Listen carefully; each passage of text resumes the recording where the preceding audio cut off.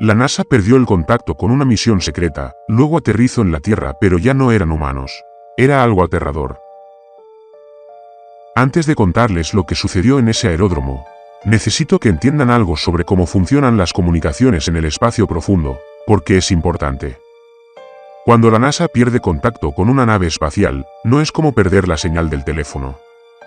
No se trata de una llamada interrumpida ni de una breve interrupción en la cobertura. Cada sonda que parte de la Tierra lleva una antena de alta ganancia apuntando hacia el planeta con una precisión de fracciones de grado. La señal que emite viaja a la velocidad de la luz a través de cientos de millones de kilómetros de inmensidad y es captada por enormes antenas parabólicas enterradas en los desiertos de California, España y Australia. Una red llamada Deep Space Network, que ha estado escuchando las señales de las naves espaciales desde la década de 1960 y nunca ha dejado de hacerlo. Cuando las sondas Voyager comenzaron a fallar en la década de 2020, los ingenieros aún podían captar su señal desde 15.000 millones de millas de distancia. Cuando la Voyager 1 cambió a un transmisor de respaldo que no se había utilizado desde 1981, la red de espacio profundo encontró la nueva señal en cuestión de horas. Incluso las naves espaciales más débiles, incluso las moribundas, se comunican. Siempre lo hacen. Para que una misión se considere perdida, el silencio debe ser total. Y el silencio absoluto en el espacio profundo es extraordinariamente raro. Por eso, la pérdida de la Vanguard 9 nunca se explicó del todo. Porque la señal no se desvaneció. No se degradó, ni se debilitó, ni cambió de frecuencia antes de desaparecer. Estuvo presente, fuerte y nítida a lo largo de 15.000 millones de millas de vacío. Y luego desapareció por completo, de forma instantánea y sin despedida, una noche de jueves de octubre, 11 años antes de que todo esto sucediera. Los ingenieros del laboratorio de propulsión a chorro lo describieron como si se apagara una luz. Pasaron 4 meses intentando restablecer el contacto. Apuntaron todas las antenas disponibles hacia las últimas coordenadas conocidas. Transmitieron señales de comando en todos los formatos que la nave espacial estaba diseñada para recibir.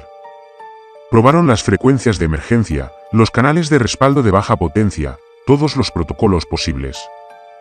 No obtuvieron respuesta. La misión fue declarada oficialmente perdida y el archivo fue trasladado a un estante donde permanecería junto a todas las demás naves espaciales que el universo había decidido conservar. 6 miembros de la tripulación desaparecieron con ella. Sus nombres estuvieron en una pared del JPL durante casi una década. La gente a veces dejaba flores. Lo que estoy a punto de contarles es lo que sucedió 11 años después, un miércoles por la noche a principios de la primavera, cuando un hombre llamado Del Ferris, sentado solo en una cabina de control de tráfico aéreo fuera de servicio a 96 kilómetros de Reno, recibió una solicitud de aterrizaje de una nave no registrada. El aeródromo llevaba 6 años cerrado. Las luces de la pista no funcionaban desde hacía 4. Ferris estaba sentado en la cabina de la torre para recoger algunos objetos personales. Se había marchado cuando clausuraron las instalaciones. No para trabajar, al menos no oficialmente. Todavía tenía una radio funcionando porque nadie se había molestado en cortar la luz del edificio. La solicitud llegó a través de una frecuencia aeronáutica estándar, con calma y claridad, como si la aeronave al otro lado tuviera motivos para creer que el aeropuerto estaba operativo. Ferris respondió, por reflejo. Cuando oyes una solicitud de aterrizaje, respondes.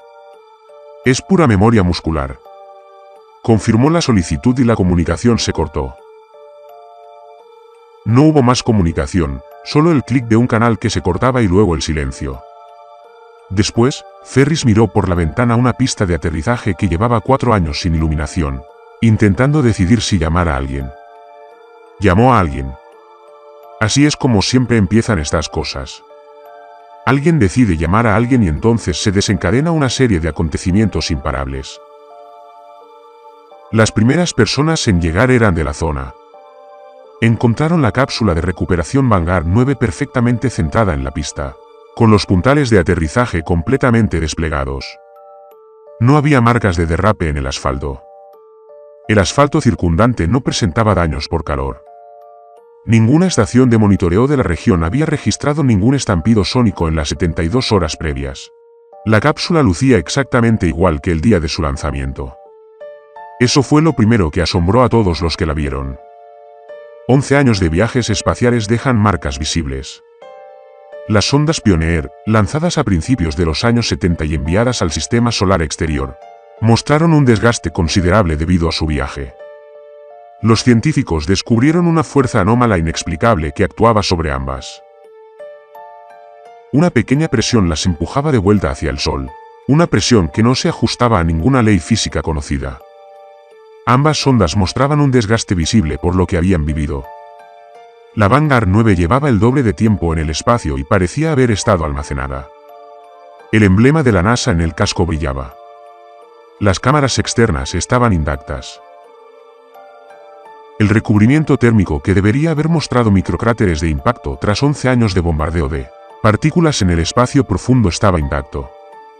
Fuera lo que fuese lo que pasó, este objeto no fue en el espacio. No de una forma que dejara las evidencias habituales. El Dr. Kalin recibió la llamada a las 2:47 de la madrugada. Ya estaba despierto. Casi siempre estaba despierto a esa hora. Llevaba años así, desde aquella noche de jueves de octubre en que se perdió la señal y se sentó en una estación de monitoreo sin escuchar nada, comprendiendo por primera vez en su carrera que algunas cosas que van al espacio no regresan y que algunas preguntas quedan sin respuesta.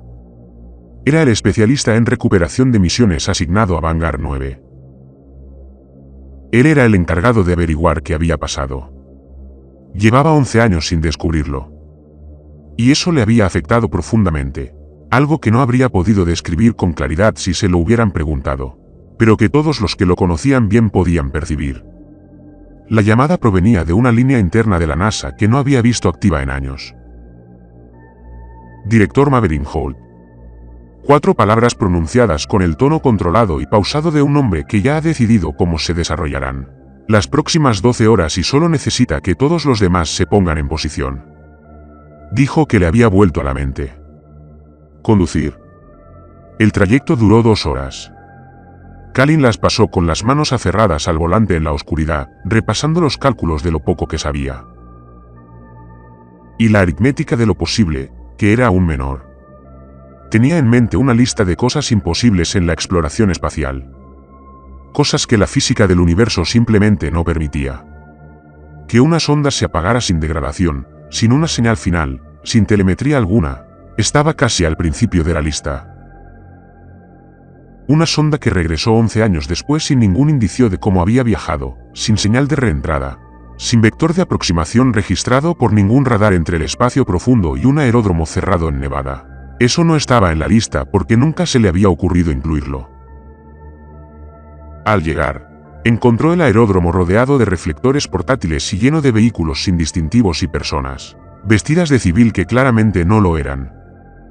Ni rastro de prensa, ni presencia de agencias externas, ni las luces, ni los vehículos, ni los movimientos silenciosos y controlados de la gente alrededor del perímetro indicaban que estuviera ocurriendo algo inusual, lo cual, a su vez, era un indicio de que algo extraordinario estaba sucediendo, ya que ese nivel de silencio requiere planificación, recursos y la decisión tomada desde el principio de que no se trataría de un evento público.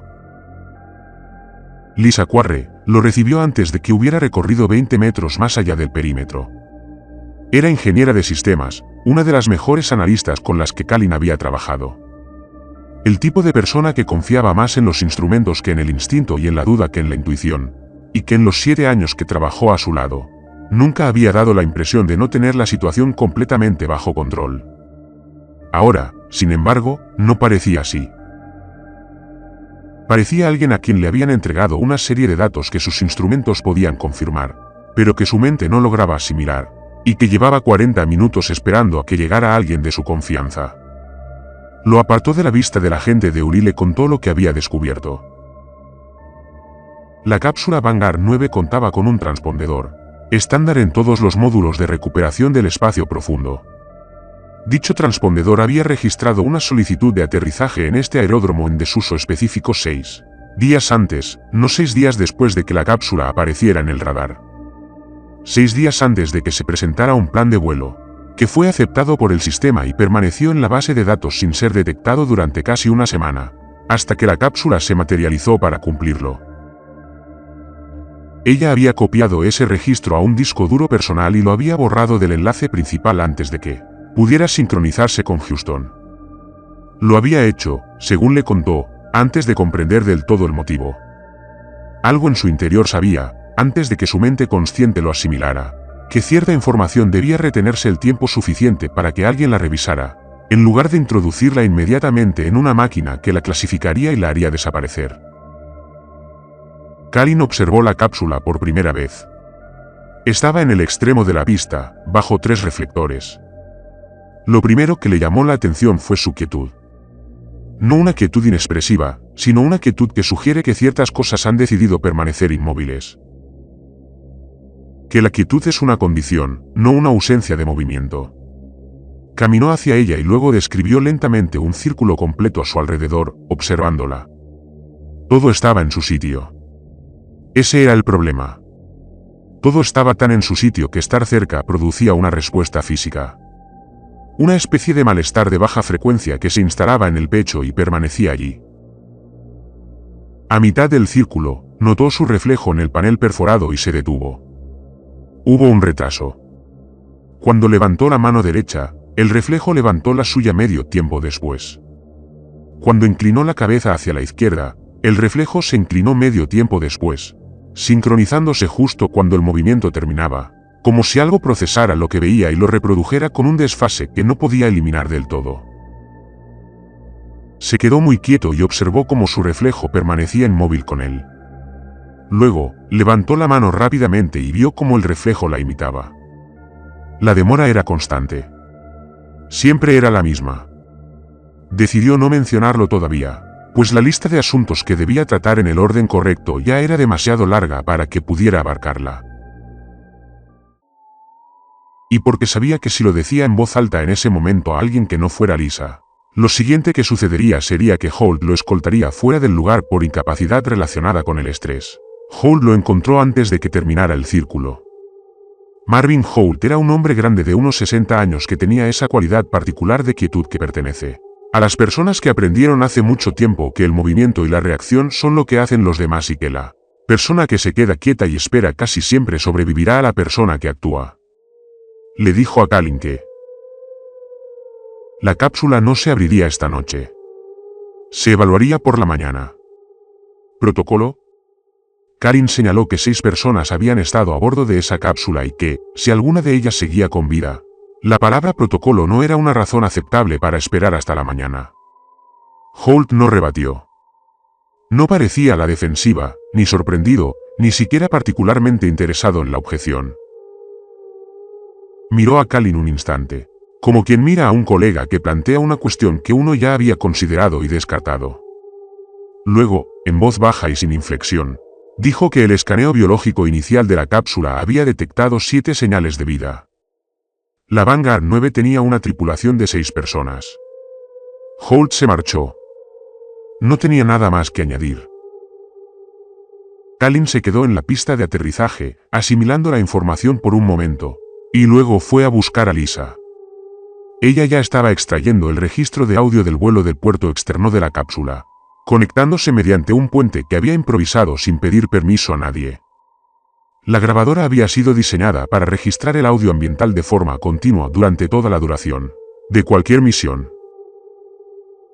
Una medida de precaución implementada tras un accidente en la década de los 90, donde la pérdida de grabaciones de voz hizo imposible comprender que había fallado. 11 años de grabación continua deberían haber producido cerca de 96.000 horas de audio. Lo que se recuperó fue menos de 6. No estaban corruptas, ni degradadas, simplemente no estaban. Como si la grabadora se hubiera borrado manualmente. Solo que el borrado se realizó de forma que se conservara la estructura del registro al tiempo que se vaciaba el contenido. Lo que significaba que quien lo hizo comprendía el sistema lo suficientemente bien como para hacerlo de forma selectiva. Las grabaciones que existían eran fragmentos. La voz de Holden al comienzo de la misión, realizando comprobaciones de estado con el tono tranquilo y profesional de un hombre que hacía exactamente aquello para lo que se había entrenado durante años. Luego, un silencio de 11 años, y de nuevo la voz de Holden, 3 días antes de que la cápsula apareciera en el radar. Solo esto, estamos comenzando el acercamiento. Quiero que conste en actas que no elegimos regresar. Nos trajeron de vuelta.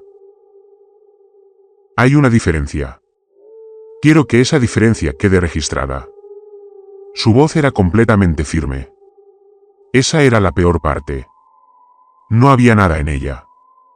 Ni alivio, ni miedo, ni rastro de lo que fueran los 11 años que habían pasado allí. Solo la calma impasible y cautelosa de un hombre que hace una declaración para un registro oficial. La forma en que hablas cuando sabes que las palabras importan y quieres que tengan el impacto exacto. Tallinn hizo la llamada en contra de las instrucciones directas de Hull antes de que llegaran los vehículos de transporte, que Holt había ordenado. Él mismo abrió la escotilla exterior. El aire que salió de la cápsula estaba frío de una manera muy particular, diferente del frío común. No era solo el frío de un espacio cerrado, sino algo más profundo. Algo con un matiz mineral. Un frío que sugería no la ausencia de calor, sino la presencia de distancia. Era el frío de un lugar muy alejado de cualquier fuente de calor, y se manifestaba en una lenta exhalación, como si la cápsula hubiera estado conteniendo la respiración. Entró con una linterna. El interior estaba correcto. Eso fue lo primero. Todo estaba bien. 6 asientos para la tripulación, paneles de instrumentos, compartimentos de almacenamiento, todo en las posiciones especificadas en los planos de la misión, todo presente y en orden. Y luego los detalles fueron llegando uno a uno, cada uno con un impacto ligeramente mayor que el anterior. Los asientos de la tripulación estaban desgastados, no como el desgaste que se produce por un defecto de fabricación o un uso brusco. El mobiliario de Warner se desgasta con el paso de los años y el uso diario. El acolchado estaba comprimido de forma desigual, como ocurre cuando la misma persona se sienta en la misma posición día tras día durante mucho tiempo. Los reposabrazos estaban lisos, donde las manos habían descansado, brillantes por los años de contacto. Alguien se había sentado en cada uno de esos asientos durante años, y los asientos lo recordaban. El calendario de la tripulación en la pared era de hacía 11 años. Era un pequeño calendario de papel, de esos que llevan las tripulaciones porque la mente humana necesita marcar el paso del tiempo. Y una marca de tiempo digital no hace eso como una cruz física que tacha un día. Cada uno de los 4,15 días estaban tachados. Una línea tachando cada día, acumulándose desde el primer mes en filas ordenadas hasta formar años de acumulación. La presión del lápiz variaba a lo largo de los años, de la misma manera que varía la presión del lápiz cuando cambia el estado emocional de una persona. Algunos días se tachaban con el trazo firme y decisivo de alguien que se mantenía disciplinado. Otros días con trazos más suaves que sugerían un estado mental demasiado alejado del presente como para presionar con fuerza en algo. Alguien había hecho esto todos los días durante 11 años. Se habían negado a dejar de contar. Lo que fuera que hubiera sucedido en el lapso. Lo que fuera que se hubiera tomado del registro de audio y lo que fuera que le hubiera pasado a la voz de Holden, lo que fuera la séptima firma, alguien se había levantado todos los días y había tachado ese día y siguió adelante. Se quedó frente al calendario más tiempo del debido, haciendo cálculos que no se había propuesto. 4,5 días, poco más de 11 años. Y la presión del bolígrafo en el último día tachado era leve. En el compartimento de almacenamiento trasero había cosas que no figuraban en el manifiesto. Latas de conserva apiladas cuidadosamente en filas contra la pared. Una manta doblada y sujeta con un solo trozo de cinta adhesiva encima de la puerta del compartimento de almacenamiento. Un dibujo infantil en papel blanco liso. Una casa con 2 ventanas y una puerta. Un árbol en el patio. Un sol en la esquina. Como siempre dibujan los niños a los hijos. En la parte inferior, con las letras grandes y cuidadosas de un niño que ha aprendido recientemente a escribir las palabras: vuelve a casa. No tenía forma de saber qué miembro de la tripulación lo había traído. No tenía forma de saber qué antigüedad tenía. El papel no se había amarillado. Salió de la cápsula y el comandante Saurin Alden seguía de pie en la pista, a 9 metros de distancia. No se acercaba, no retrocedía, no hablaba, simplemente permanecía de pie con su uniforme de misión, mirando la cápsula. La forma en que miras algo con lo que tienes una historia complicada, algo de lo que vienes y a lo que no estás seguro de estar contento de haber regresado. Tenía la edad adecuada. Eso fue lo primero que Kalin captó. El primer dato que pudo procesar porque era el tipo de dato que se podía sostener. Holden era exactamente 11 años mayor que el hombre de las fotografías de la misión. No se conserva, no se restaura, envejece en tiempo real, año tras año. Así actúa el tiempo en una persona que lo vive día a día. La piel alrededor de sus ojos se arruga de una forma particular, fruto de años de observación. Su cabello luce las canas que habría acumulado en una década. Su postura, la de alguien que ha dedicado mucho tiempo a decidir cómo posicionarse ante algo que no comprende y que, finalmente, ha alcanzado una especie de paz con ello. Miró a Kalin y le dijo, «Te recuerdo. Eras tú quien debía encontrarnos». Hablaron durante casi 20 minutos en la pista mientras Lisa mantenía ocupado al equipo de Holt al otro lado de la cápsula. Kalin no tenía prisa. Había esperado 11 años para esta conversación y comprendió instintivamente que apresurarla rompería algo frágil que no se podría reparar. Le preguntó a Holden qué recordaba. Y Holden le contó con cuidado, con la deliberación de quien ha ensayado ese relato muchas veces, no para engañar, sino porque ponerlo en palabras le había exigido práctica. Recordaba claramente el viaje de ida, las primeras semanas de la misión.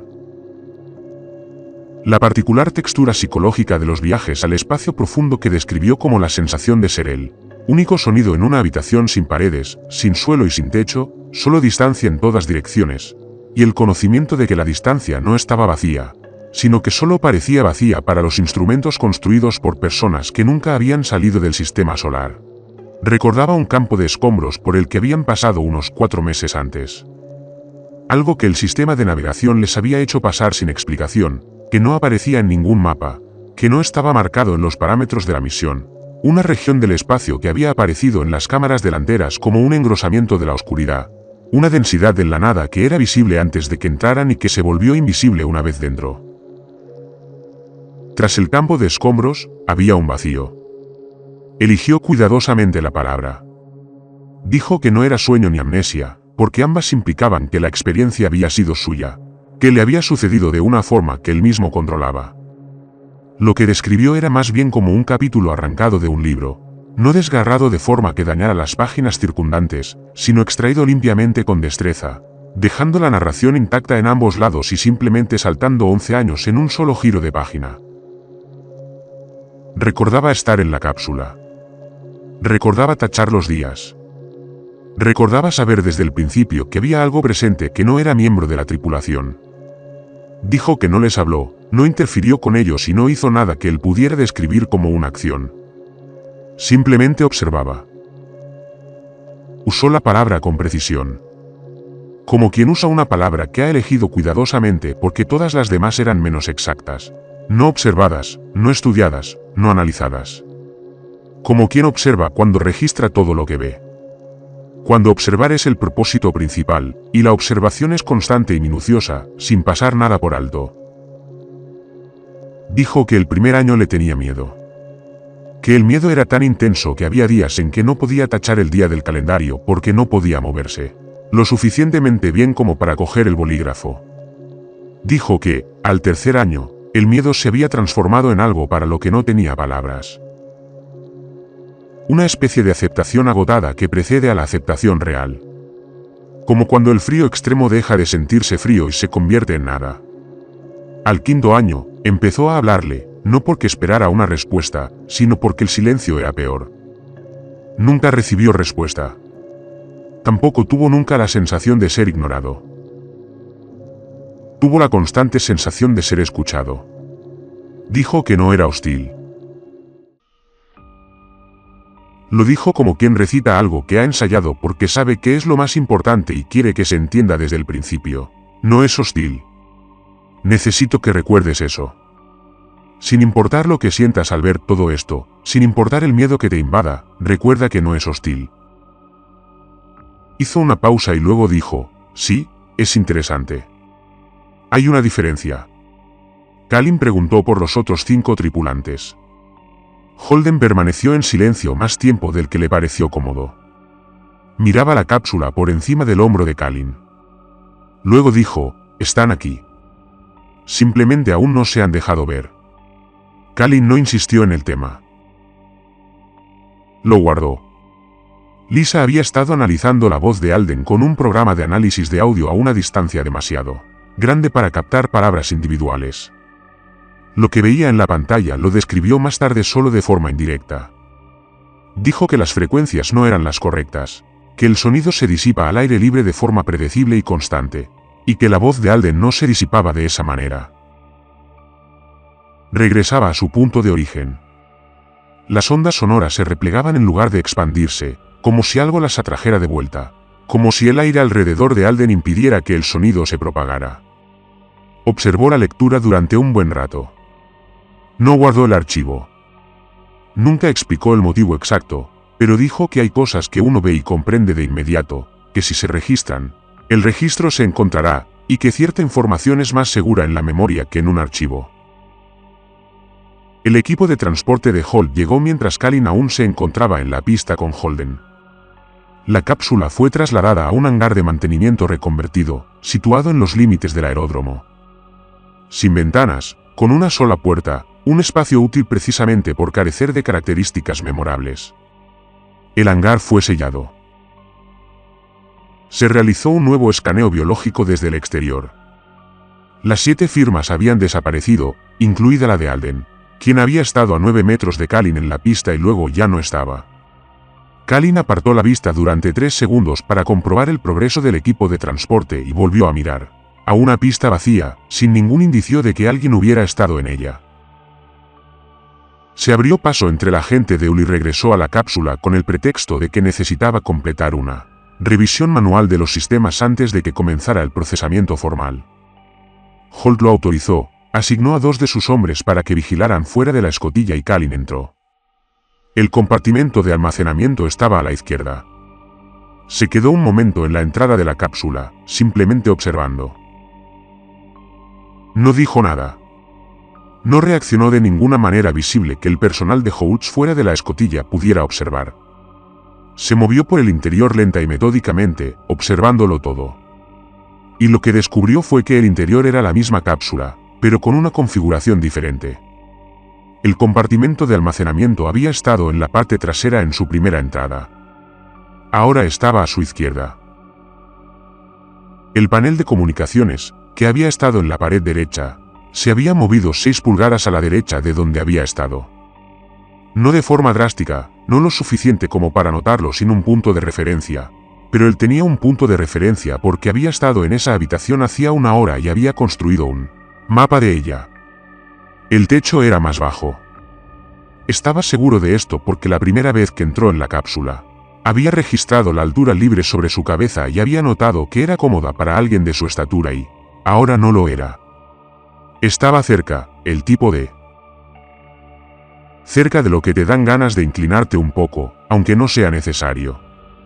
Aproximadamente 8 pulgadas más abajo, encontró el diario de a bordo, un cuaderno encuadernado. Equipo estándar de misión diseñado para notas manuscritas. El tipo de registro que existe junto al diario electrónico porque la gente entendió desde el principio que las máquinas pueden fallar y que el papel es más difícil de perder. Lo encontró en un bolsillo de almacenamiento que estaba casi seguro de que no había estado allí en su primera entrada y lo abrió en la última página que tenía escritura. La letra era de Alden. La reconoció de los archivos de la misión. La fecha en la parte superior de la entrada era dentro de 3 días. La leyó 2 veces. Decía, les mostramos suficiente. Quien observa ha decidido que este planeta merece ser recordado. No sé qué significa eso para la gente que lo habita. Espero que signifique algo bueno. Creo que es neutral respecto al bien y al mal. Creo que son categorías que aprendió de nosotros, no que trajo consigo. Solo le interesa la plenitud. Cerró el diario. Lo guardó en el bolsillo de almacenamiento. Uno de los hombres de Holt, desde fuera de la escotilla, gritó que la séptima señal había regresado. El escáner la había detectado dentro de la cápsula. También la había detectado a él dentro de la cápsula con algo más.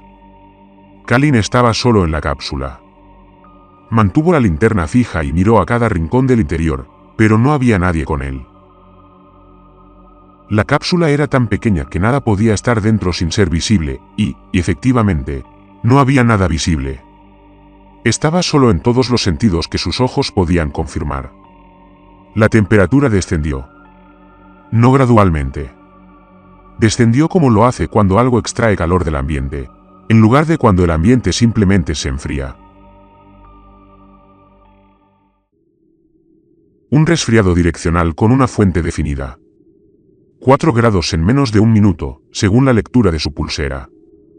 Exhaló y observó cómo la nube de vaho se formaba frente a su rostro y luego se detenía. No se desplazaba. No se dispersaba. Permanecía inmóvil como una pequeña nube perfecta y quieta, y luego comenzaba a ascender en línea recta vertical hacia el techo, lenta y deliberadamente, como si algo sobre él la estuviera inhalando, como si algo lo estuviera respirando. Abandonó la cápsula. No corrió. Desde entonces, ha afirmado que tomó la decisión específica de no correr. Que algo en su interior comprendió, aunque no pudiera expresarlo con palabras, que un movimiento brusco tendría un impacto diferente al de un movimiento lento en todo lo que estuviera en ese espacio con él. Que correr sería propio de una presa y que él no quería ser catalogado como tal. Salió por la escotilla con las manos relajadas a los costados y paso firme, sin mirar atrás. Al salir, descubrió que Lisa se había ido. Su portátil estaba sobre la mesa de trabajo, abierto y encendido. El programa que había estado usando para analizar la voz de Alden seguía en la pantalla. Las llaves de su coche estaban junto al portátil. No había cogido sus llaves. El perímetro había estado vigilado desde la llegada del equipo de transporte, y nadie la había visto acercarse ni marcharse. Las cámaras que cubrían la zona de equipos, 4 de ellas montadas en los soportes de los focos portátiles, mostraban a Lisa sentada a la mesa y, a continuación, un hueco, no un corte. La marca de tiempo en la grabación se reprodujo de forma continua e ininterrumpida. El contador avanzaba segundo a segundo, y durante 4 de esos segundos, la silla pasó de estar ocupada a vacía sin que ocurriera nada visible entre ambos estados. Sin desenfoque de movimiento, sin artefactos técnicos. La silla estaba ocupada y luego no lo estaba. Las imágenes mostraban cada segundo de la transición y no revelaban que ocurriera nada durante la misma. Nadie ha vuelto a ver a Lisa Quarry desde aquella noche. Kalin se detuvo. Se detuvo porque ya no quedaba nadie y porque todo lo que había presenciado en las 4 horas anteriores había terminado de tomar forma y podía expresarlo en voz alta. Se paró frente a Holt en el espacio iluminado fuera del hangar y dijo, no está regresando a la Tierra. Ha estado cartografiando la Tierra a partir de la memoria, del viaje de ida, de todo lo que absorbió durante esos 4 meses antes de que comenzara el intervalo. Construyó un modelo de este planeta. Nuestra geografía, nuestra biología, la forma en que nos movemos a través del tiempo, la forma en que marcamos los días, las cosas que colgamos en las paredes antes de partir en un largo viaje. Y trajo la cápsula de vuelta para comprobar el modelo y aterrizar en un lugar específico, para ver si la ubicación coincidía con lo que había registrado y así verificar que lo que había aprendido en el camino seguía siendo preciso. Estaba comprobando su funcionamiento. Esperaba que Holt se resistiera. Hull no se resistió. Miró a Kalin con una expresión que no era de sorpresa ni la impasibilidad de alguien que oculta la sorpresa, sino la mirada serena de alguien para quien esta información no era nueva. Dijo, lo sabemos. Lo sabemos desde que llegaron las coordenadas de aterrizaje hace 6 días. Por eso no hay prensa. Por eso no hay registro.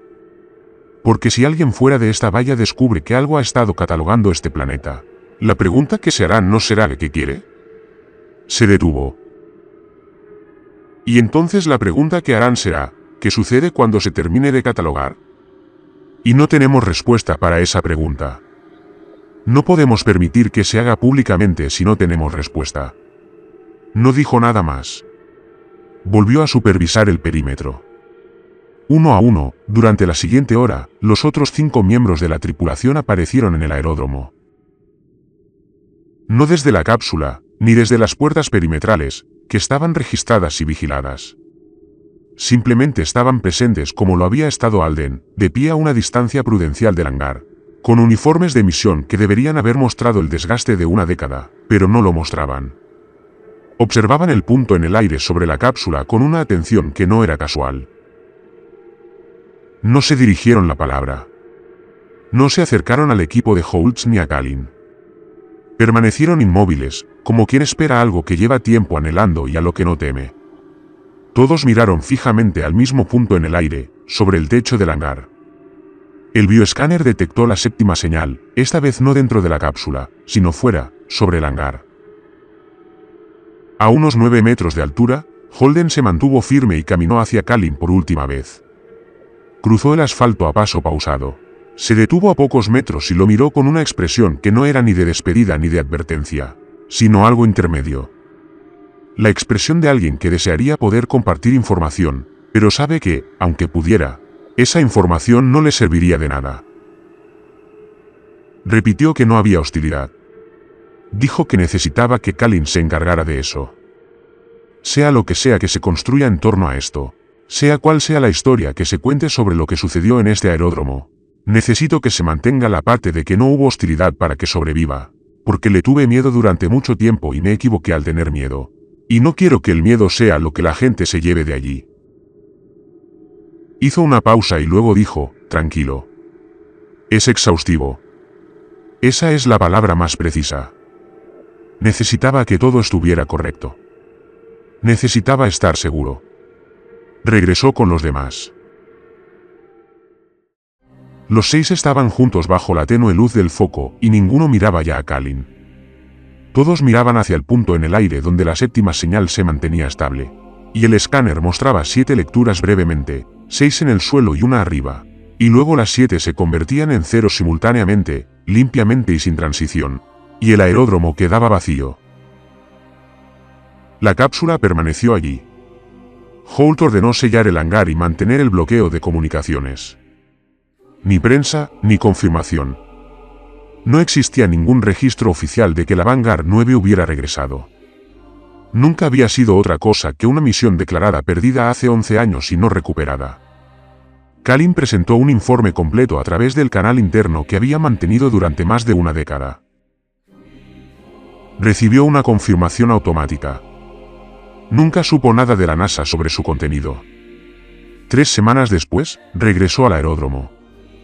No puede explicar por qué sus credenciales de acceso seguían funcionando. La puerta perimetral aceptó su código sin dudarlo, como si nadie hubiera pensado en revocarlo, o como si alguien hubiera decidido, por razones que jamás comprenderá, dejarlo entrar una vez más. El hangar estaba vacío, no despejado. Vacío en el sentido específico en que vacío se diferencia de despejado. Los espacios despejados conservan rastros de lo que se ha retirado, mientras que los espacios vacíos simplemente no contienen nada y no muestran evidencia de que alguna vez haya habido algo allí.